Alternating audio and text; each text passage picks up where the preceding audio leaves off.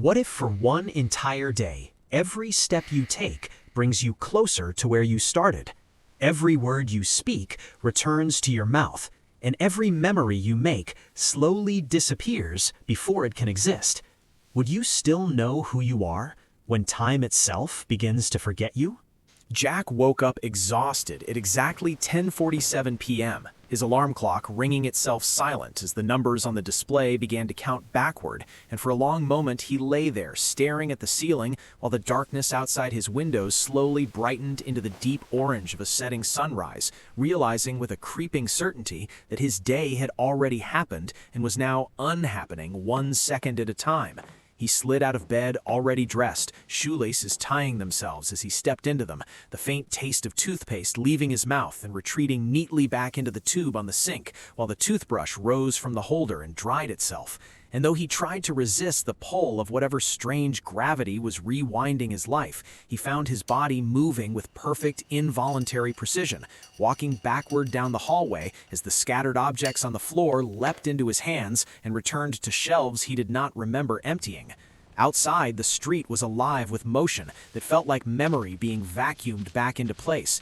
a newspaper lifting from his grip and reassembling itself into the delivery boy's bag as the boy pedaled in reverse down the road, dogs walking their owners backward, conversations flowing into silence as words returned to mouths and expressions reset into neutrality. Jack felt an eerie calm growing inside him because nothing required decision, nothing demanded effort. Every mistake he might have made was being erased before he could regret it, and yet that absence of choice pressed on him like a weight as he watched a shattered coffee cup on the pavement reform and leap neatly onto a cafe table where he sat down without meaning to, feeling warmth leave his hands as the coffee poured itself from his lips back into the cup and the barista's smile unwound into polite indifference. Time dragged him through interactions he could not control, apologies becoming insults, laughter becoming blank stares, and he began to sense the true horror of a day lived in reverse. He could not help anyone, could not change anything, could only witness consequences folding themselves back into causes, while his own emotions ran counter to the world, relief turning into anxiety, satisfaction into hunger, memories dissolving into anticipation of things he no longer knew would happen.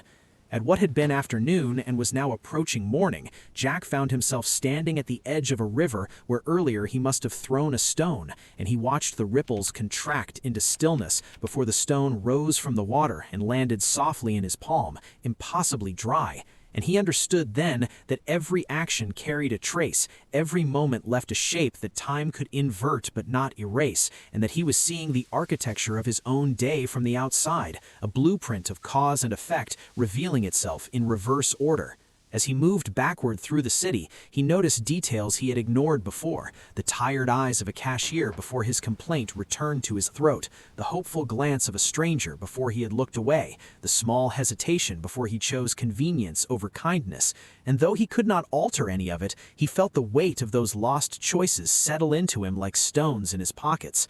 Hunger faded as food reassembled on plates and returned to kitchens. Sweat vanished into skin as exertion rewound into rest, and eventually he was pulled into his workplace where conversations unspoke themselves and emails unsent themselves, and a project he had finished dissolved into scattered notes, leaving him with the unsettling realization that accomplishment, stripped of process, meant nothing at all. The day continued to unravel until he found himself walking backward toward his apartment building just as the sky darkened into the pale glow of dawn, neighbors passing him with expressions shifting from recognition to unfamiliarity, friendships dissolving into first meetings and then into strangers who had never known his name. And the loneliness of it struck him harder than anything else, because connection, once unwound, left no trace in the present moment, only a hollow sense that something meaningful had existed and was now gone. Inside his apartment, the air smelled faintly of a dinner he had not yet cooked and would soon uncook, and he felt his body moving through routines that no longer belonged to him, watching dishes leap from the rack into soapy water and dry themselves, watching messages vanish from his phone as if the conversations had never occurred, and with each erased interaction, he felt his identity thinning, because if actions define a person, then a life in reverse is a gradual erasure of self. Finally, he reached the moment that had been the beginning of his day, standing by his bed as the alarm clock prepared to ring forward for the first time, and in that suspended instant before normal time resumed, he understood the lesson the reversal had forced upon him, that every ordinary second carries a direction, a momentum that cannot be rewound in reality, that every small choice accumulates into a structure of meaning that only becomes visible when it is taken away, and that control over the future is nothing more than the sum of tiny decisions made in the present. The alarm sounded, numbers moving forward again, light entering the room from the correct angle, and Jack fell onto the bed not exhausted, but awake with a clarity he had never felt before, because he now knew what it meant to lose a day piece by piece, and how precious it was to move through time with intention. And when he finally rose to begin the same morning again, he did so slowly, deliberately, choosing each action as if he could still see its reverse echo waiting somewhere ahead.